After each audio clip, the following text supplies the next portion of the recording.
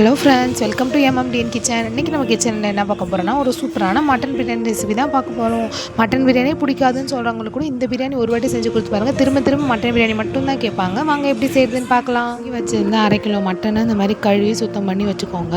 இப்போ நம்ம எடுத்து வச்சுருந்த மட்டனை குக்கரில் போட்டு தேவையான அளவுக்கு தண்ணி ஊற்றிக்கலாம். தண்ணி வந்து உங்களுக்கு எவ்வளோ தேவைப்படுதோ அவ்வளோ ஊற்றிக்கோங்க. அதனால எந்த பிரச்சனையும் இல்லை.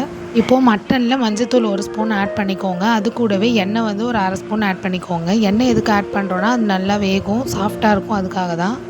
இப்போ அவ்வளோதான். அதை வேக வைக்கிறதுக்காக குக்கரை மூடிட்டு விசில் போட்டுக்கலாம்.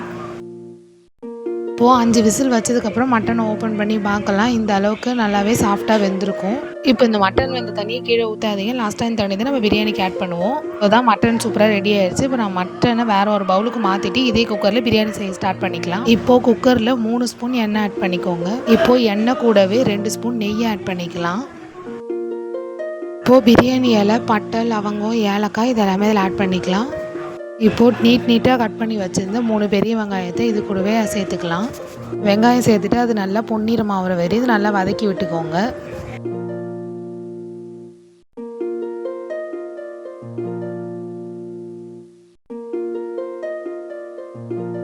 இப்போது வெங்காயத்து கூடவே தேவையான அளவுக்கு உப்பு சேர்த்துக்கோங்க. வெங்காயத்து கூடவே உப்பு சேர்த்தா நல்லா வெங்காயம் வதங்கும். அதுக்காக தான் வெங்காயத்து கூடவே உப்பு சேர்த்துக்கிறோம். உப்பு சேர்த்துட்டு நல்லா வதக்கி விட்டுக்கோங்க.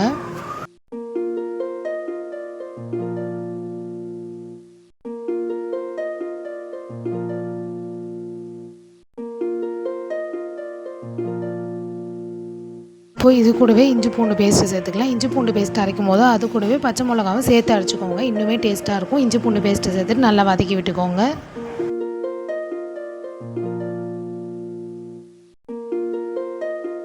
இப்போ இது கூடவே நம்ம கழுவி சுத்தம் பண்ணி வச்சுருந்த புதினாவையும் கருவேப்பிலையும் சேர்த்துக்கலாம். கருவேப்பிலை வந்து 2 கொத்து உருவி போட்டுக்கோங்க. புதினா வந்து ஒரு கைப்பிடி அளவுக்கு சேர்த்துக்கோங்க. இப்போ சேர்த்துட்டு நல்லா வதக்கி விட்டுக்கலாம்.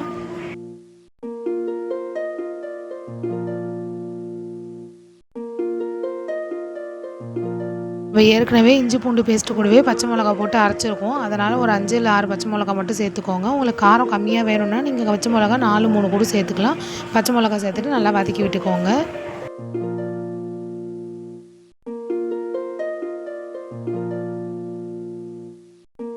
இப்போ இது கூடவே நம்ம 4 தக்காளியை அரைச்சி வச்சுருந்தோம். அதை இது கூடவே ஆட் பண்ணிக்கலாம். தக்காளி அரைக்கும் போது தண்ணி எதுவும் ஆட் பண்ணாதீங்க. அப்படியே அரைங்க. அந்த தக்காளியை இது கூடவே ஆட் பண்ணிக்கலாம்.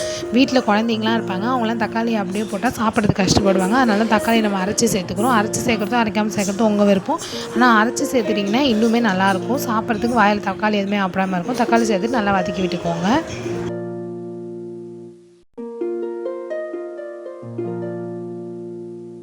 இப்போது கரம் மசாலா தூள் 1½ ஸ்பூன் இல்லை 2 ஸ்பூன் ஆட் பண்ணிக்கோங்க. கரம் மசாலா ஆட் பண்ணிவிட்டு நல்லா கிண்டி விட்டுக்கோங்க. காரத்தூள் வந்து உங்கள் தேவைக்கு ஏற்ற மாதிரி ஆட் பண்ணிக்கோங்க. காரம் அதிகமாக சாப்பிட்ற மாதிரி இருந்தால் நிறைய ஆட் பண்ணிக்கோங்க. கம்மியாக சாப்பிட்ற மாதிரி இருந்தால் கம்மியாக ஆட் பண்ணிக்கோங்க. காரத்தூள் ஆட் பண்ணிட்டு நல்லா கிண்டி விட்டுக்கலாம்.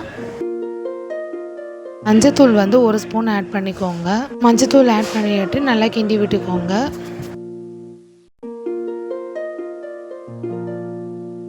உப்பு வந்து தேவையான அளவுக்கு ஆட் பண்ணிக்கோங்க. ஏற்கனவே வெங்காயம் வதங்கும் போதே நம்ம உப்பு ஆட் பண்ணியிருக்கோம். அதனால் டேஸ்ட் பண்ணி பார்த்துட்டு உப்பு பத்தாத மாதிரி இருந்தால் மட்டும் உப்பு ஆட் பண்ணிக்கோங்க. ஆட் பண்ணிவிட்டு நல்லா கிண்டி விட்டுக்கோங்க.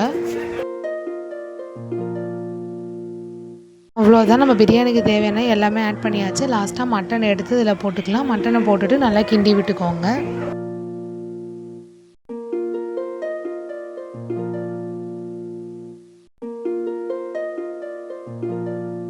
மட்டனும் கிரேவியும் நல்லா மிக்ஸ் ஆனதுக்கப்புறமா நம்ம சாதம் அதில் ஆட் பண்ணிக்கலாம். 1/2 கிலோ மட்டனுக்கு 1/2 கிலோ சாதம் தான் சேர்த்துருக்கோம். சாதம் சேர்த்துட்டு நல்லா கிண்டி விட்டுக்கலாம். அந்த கிரேவி கூட சாதம் மிக்ஸ் ஆகிற அளவுக்கு நல்லா கிண்டி விட்டுக்கோங்க. முழு அரிசி வச்சு பிரியாணி செய்ய தெரியலனா இந்த மாதிரி ஒரு வாட்டி ட்ரை பண்ணி பாருங்கள். கண்டிப்பாக சூப்பராக இருக்கும். சாதமும் கிரேவியும் நல்லா மிக்ஸ் ஆகிற அளவுக்கு அதுமாரி கிண்டி விட்டுட்டே இருங்க. அடுப்பு சிம்மிலே வச்சு கிண்டி விட்டுட்டே இருங்க. அப்போ தான் அடி பிடிக்காமல் இருக்கும்.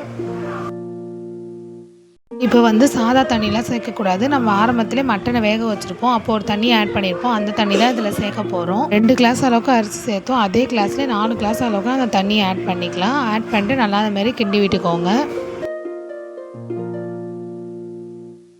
இப்போ அவ்வளோதான், நம்ம தேவையானது எல்லாமே ஆட் பண்ணியாச்சு. இப்போ நம்ம குக்கரை மூடிக்கலாம். இப்போது குக்கர் மூடிட்டு விசில் போட்டுக்கலாம். ஒரு 4 இல்ல 5 விசில் வரையும் அப்படியே விட்டுருங்க. அவ்வளோதான். இப்போ 5 விசிலுக்கு அப்புறம் நம்ம ஓப்பன் பண்ணி பார்க்கலாம். இப்போ பாருங்கள், பார்த்தாலே சூப்பரா நம்ம மட்டன் பிரியாணி ரெடி ஆயிடுச்சு. மோஸ்ட்லி எல்லாருக்குமே சிக்கன் பிரியாணி தான் ரொம்ப பிடிக்கும். ஆனா இந்த மட்டன் பிரியாணி ஒரே ஒரு வாட்டி வீட்ல செஞ்சு குடுத்துட்டீங்கன்னா, இனிமே சிக்கன விட்டுட்டு மட்டன் பிரியாணி மட்டும் தான் கேட்பாங்க. அந்த அளவுக்கு சூப்பரா இருக்கும். மட்டனே பிடிக்காதுன்னு சொல்றவங்க கூட இந்த பிரியாணியை விரும்பி சாப்பிடுவாங்க. அவ்வளோ சூப்பரா இருக்கும். எல்லாரும் மறக்காம வீட்ல ட்ரை பண்ணி பாருங்க. ட்ரை பண்ணி பார்த்துட்டு கமெண்ட்ல சொல்லுங்க. மறக்காம வீடியோ பிடிச்சிருந்தா லைக் பண்ணுங்க, கமெண்ட் பண்ணுங்க, ஷேர் பண்ணுங்க. தேங்க் யூ ஃபார் வாட்சிங்.